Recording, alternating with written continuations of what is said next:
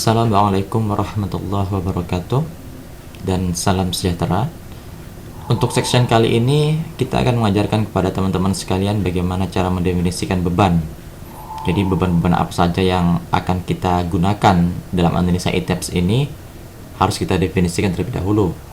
Namun saya ingatkan kembali lagi, di saat pertama kali kita mendesain menggunakan ITAPS ini, kita harus memastikan kembali satuan yang akan kita gunakan, yaitu kita asumsikan ton meter. Oke, perhatikan dengan seksama. Anda kemudian define, ya. Kemudian static load case, kita asumsikan kita menggunakan beberapa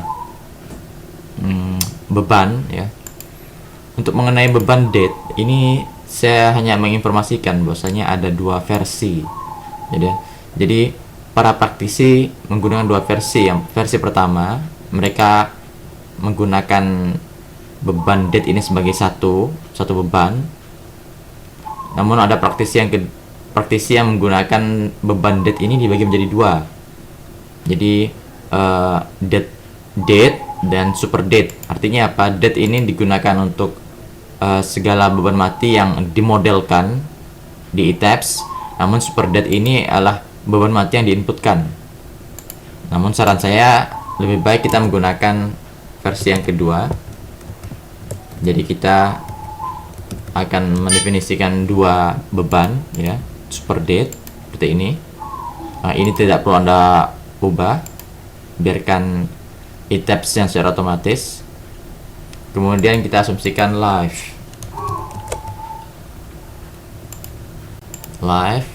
date load. Kemudian kita di beban wind 8, kemudian earthquake. Jadi seperti ini ya. Jadi kalau teman-teman ingin memberikan beban apa saja, ini hanya sebagai asumsi saja kepada teman-teman sekalian. Jadi cara mengisi untuk tahap pertama untuk define load case itu seperti ini. Snow, kita misalkan dampan salju dan lain sebagainya. Jadi teman-teman bisa menambah sendiri sesuai dengan beban yang teman-teman butuhkan. Oke. Setelah itu ke menu load combination, ya. Jadi define kembali load combination, kemudian add new load. Nah, kombinasi 1, ya. Kita beri nama kombinasi 1. Tentunya kombinasi load combination data ini kita harus sesuaikan dengan yang ada di SNI, ya. Mungkin kalau saya bisa tunjukkan di SNI, Anda bisa lihat di SNI 032847 2002 pasal 11, ya, khususnya pasal 11.2. Jadi ada beberapa kombinasi di sini 1 sampai dengan 7. Namun untuk gedung biasanya digunakan hanya sampai dengan kombinasi 3, ya, sampai ini. Jadi untuk kali ini saya akan hanya memberikan contoh dua kombinasi yang ini dan yang ini. Jadi yang lainnya tinggal bisa Anda coba sendiri nanti. 1,4 date. Oke. Nah, berhubung date beban mati ini kita bagi menjadi dua, berarti kita masukkan 2 kali untuk beban date-nya. Add kemudian super date. Oke, jadi ini artinya 1,4 date load untuk beban pertama, untuk kombinasi pertama. Date dan super date. Yang ini nilai kombinasi, nilai koefisiennya. Koefisien yang ada di sini. 1,4 date. Kemudian kita add new combo lagi, combo 2. Yang ini kita hapus terlebih dahulu. Ya, combo yang selanjutnya kita asumsikan yang ini Anda coba sendiri bisa. Kemudian ini 1,2 D, 1 L dan 1 E. Plus minus, ya. Artinya kita akan membuat 2. 1,2 D. Oke. Kemudian live load-nya 1. Kemudian quake. Jadi Anda bisa lihat di sini ini quake plus minus. Ini berarti kita buat dua persamaan, awalnya plus, kemudian yang persamaan kedua minus. Quick ini kita min 1 karena mohon maaf plus 1. Kita buat versi plusnya terlebih dahulu.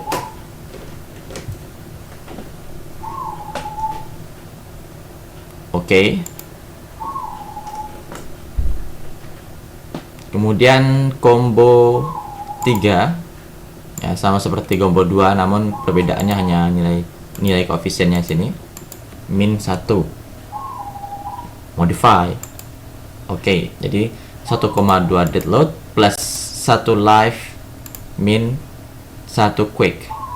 Oke dan oke. Nah, untuk contoh kombinasi selanjutnya Anda bisa coba sendiri. Kemudian Anda pilih define response spectrum, kemudian Anda pilih spectrum from file ya, add new function, kemudian kita beri nama Aceh karena kita akan menggunakan response spectrum dari Aceh. Browse, kita cari response spectrum Aceh.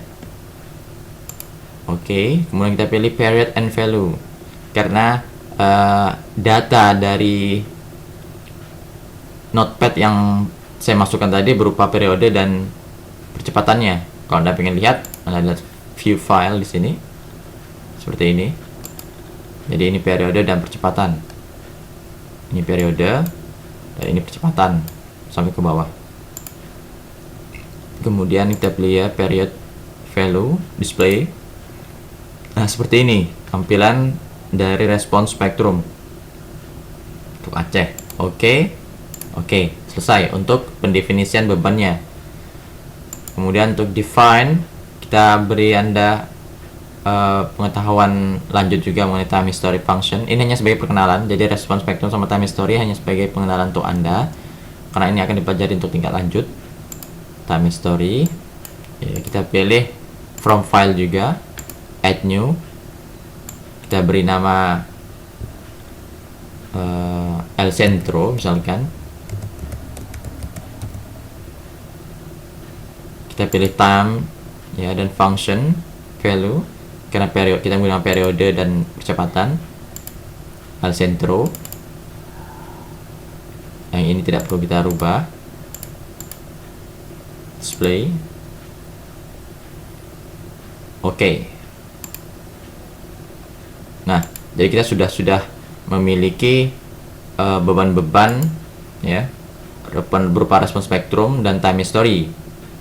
Kemudian kita bisa mengedit ya untuk respons spektrum case. Tadi kita sudah masukkan functionnya ya, fungsi dari respons spektrum. Kemudian kita edit di sini, kita add new. Ini tetap misalkan beri nama Aceh misalkan, tetap CQC. Kemudian arah pertama kita pilih Aceh, arah kedua Aceh. Arah pertama ini arah X ya, kemudian arah kedua ini arah Y.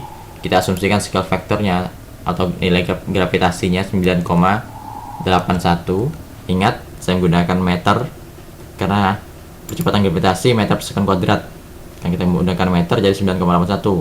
Seandainya Anda merubah cm, ini berubah cm, berarti ini 981. Kemudian ya, untuk U2 kita asumsikan 30% nya 0,3 dikali 9,81. Jadi bisa Anda langsung perhitungan di sini. Seperti ini.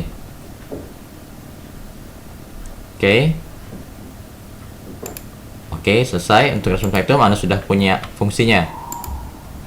Jadi ini untuk kita masukkan diagram fungsi, kemudian ini sudah spektrum case-nya, load-nya sudah kita definisikan. Jadi untuk time history ya. Oke, untuk define time history Anda klik add new case ya, kemudian Anda klik misalkan El Centro. Kemudian ini linear, ini sesuai dengan yang analisa linear atau non linear yang kita gunakan. Namun untuk kali ini hanya sebagai perkenalan saja, kita hanya menggunakan linear ya. Jadi untuk video tutorial ini hanya untuk pemula. Jadi tujuan saya menjelaskan kepada Anda tentang respons spektrum dan time history dalam mendefinisikan bebannya ini hanya sebagai perkenalan Anda saja. Untuk selanjutnya Anda harus belajar tingkat lanjut.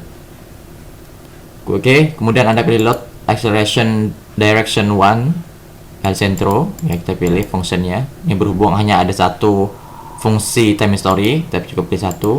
Kemudian kita ketik percepatannya, add, kemudian arah 2, ini 30% ya, dikali 3, add, seperti ini. Kemudian damping kita asumsikan 0,05. Oke dan oke. Nah, untuk pendefinisian beban untuk analisa sederhana statik Anda ya. Jadi hanya cukup demikian. Jadi Anda static load, saya ulangi lagi, Anda definisikan terlebih dahulu, kemudian Anda pilih load combination-nya, Anda buat kombinasi sesuai Anda inginkan. Kemudian untuk misalkan Anda untuk respon spektrum seperti yang saya jelaskan sebelumnya. Kemudian ini untuk membuat atau menentukan fungsi dari time history. Setelah Anda tentukan fungsi dari kedua ini, Anda definisikan bebannya melalui dua ini, respon spektrum case ya, seperti tadi. Kemudian untuk time history seperti ini. Dan selanjutnya yang terakhir untuk pendefinisian beban ini yang harus Anda cermati adalah mass source-nya. Jadi Anda define mass, jadi ini massa ya. Jadi massa apa saja yang akan dihitung sama pembebanan. Anda pilih from self and specific mass and load. Anda pilih super date ya. Ketik 1. Kemudian live Anda ketik 0,4 karena koefisien untuk beban hidup saat gempa 0,4, ada versi 0,3. Jadi Anda dicek lagi nanti nilai ininya berapa. Add. Nah, kenapa date tidak dimasukkan padahal sama-sama beban mati? Jadi yang kita masukkan hanya super date. Inilah fungsi dari metode yang kedua tadi, yang saya bilang ada dua praktisi yang menggunakan definisi beban date. Jadi untuk kali ini kita menggunakan dua definisi beban date dan super date. Nah, fungsinya di sini. Jadi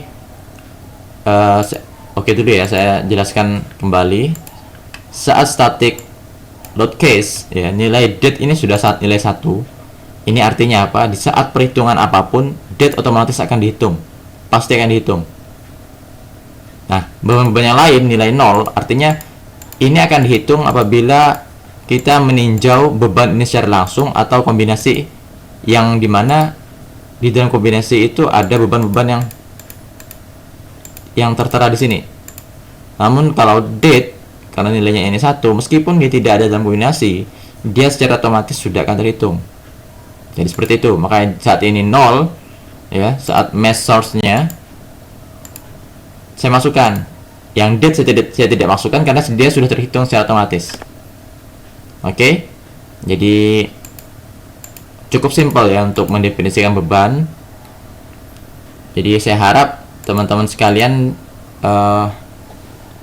untuk tingkat lanjutnya mungkin bisa mempelajari respon spektrum dan time history lebih detail lagi. Namun untuk sebagai perkenalan, saya pikir sudah cukup ya. Anda bagaimana sudah tahu bagaimana menginputkan fungsi dari respon spektrum dan time history, kemudian mendefinisikan bebannya. Oke, untuk pembebanan saya pikir cukup sampai di sini untuk level pemula. Saya harap Anda tidak melompat ke section selanjutnya sebelum Anda bisa menguasai section ini dan section sebelumnya. Oke, belajar dengan giat. Terima kasih. Assalamualaikum warahmatullahi wabarakatuh.